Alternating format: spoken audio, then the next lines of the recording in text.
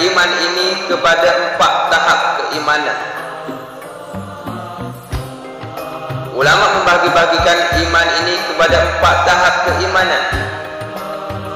Kata ulama yang pertama, iman yang pertama, tahap yang pertama, yaitu iman yang sentiasa meningkat, sentiasa meningkat, sentiasa meningkat. Bahkan iman ini tak pernah menurun, tak pernah meluntur, walaupun mereka diuji berbagai-bagai ujian, walaupun mereka diduga berbagai-bagai dugaan. Iman siapakah ini agak-agak? Itu iman para rasul, para anbiya, dan para wali Allah. Hari ini kalau ada wali band, tak ada wali Allah, nyanyi wali.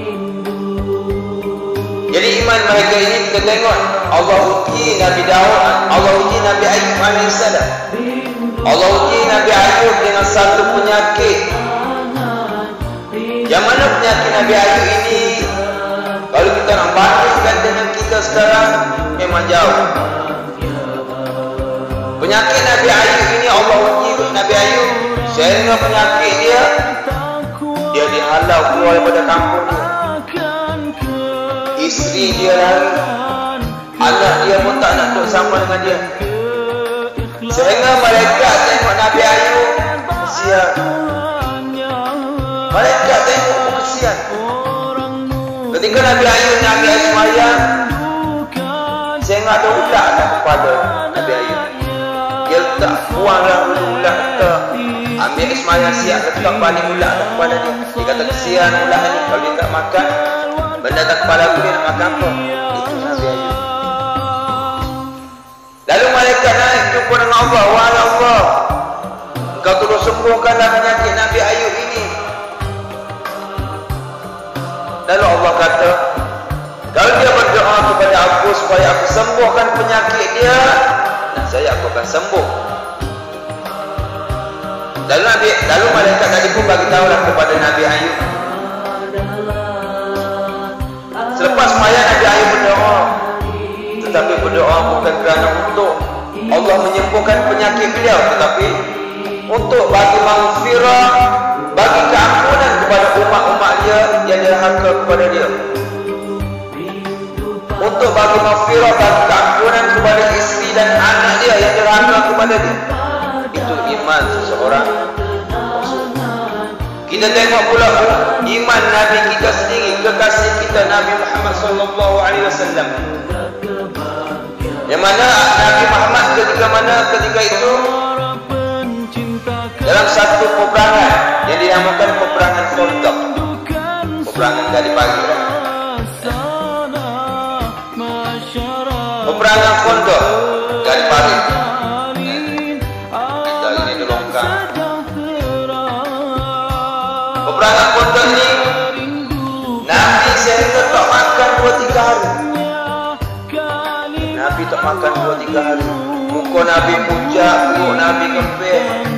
Hari ni Nabi perut semua pucit, korot, gigit semua. Saya yang muda-muda ni pun dah korot. Lalu seorang sahabat tengok Nabi dengan muka yang pucat, dengan perut diikat dengan batu. Lalu sahabat balik ke rumah dia, ambil sekeping roti.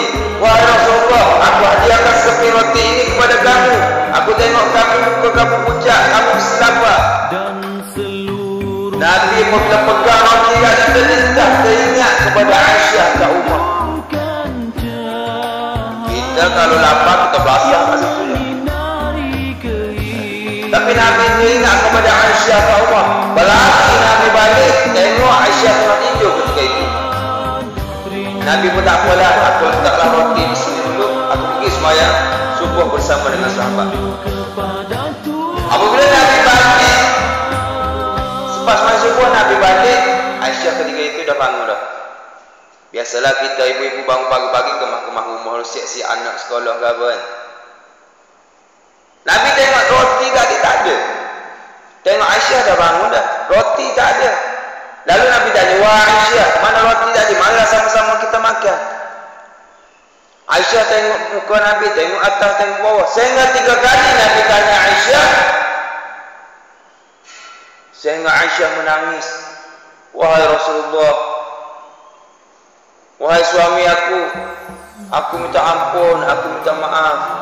Menangis Aisyah. Dia kata Aisyah, roti tadi aku bagi kepada jiran kita yang sebelah, yang mana anak dia 2 hari dah tak makan. Aku kesian kepada mereka. Tapi Nabi angkat tangan, berdoa, bersyukur kepada Allah kerana Allah bagikan isteri yang pemurah kepada Nabi.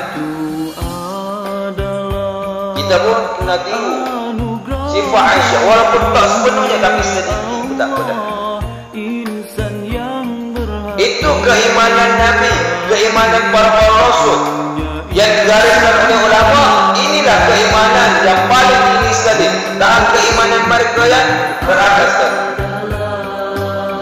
Dan yang kedua, kata ulama, iman ini dan keimanan ini, kadang-kadang iman ini tetap tidak meningkat dan tidak menurun. Daripada Allah jadikan mereka dalam keadaan sujud hingga hari kiamat mereka sujud.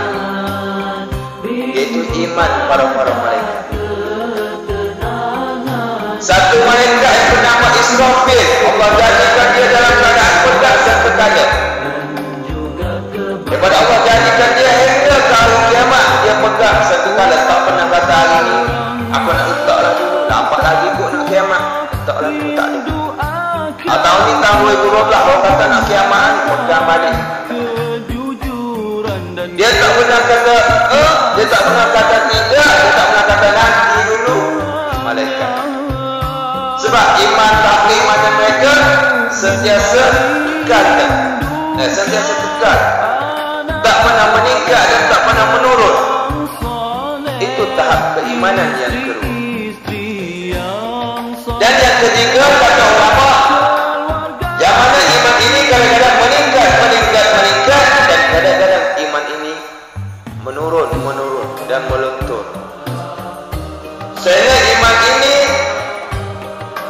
menurun sehingga sempadan kefasikan. Iman siapakah ini?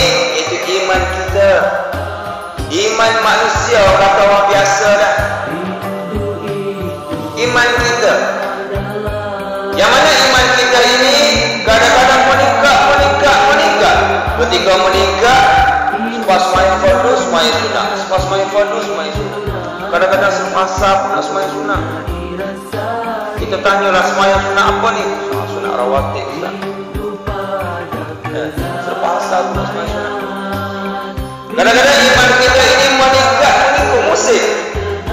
Kita tengok musim bulan puasa. Saya rasa penuh kat masjid. Sebab iman kita mengikut musim. Kadang-kadang kita nak baca Al-Quran, kalau bulan puasa 30 juzuk kita boleh habis 1 bulan. Tetapi cuba tengok bulan biasa, 1 juzuk saya rasa jarang orang yang boleh habis. 1 juzuk je, jarang orang. Tapi bulan puasa 1 bulan 30 juzuk boleh habis. Itu tahap keimanan kita. Kadang-kadang iman kita menurun. Sebab apa? Iman kita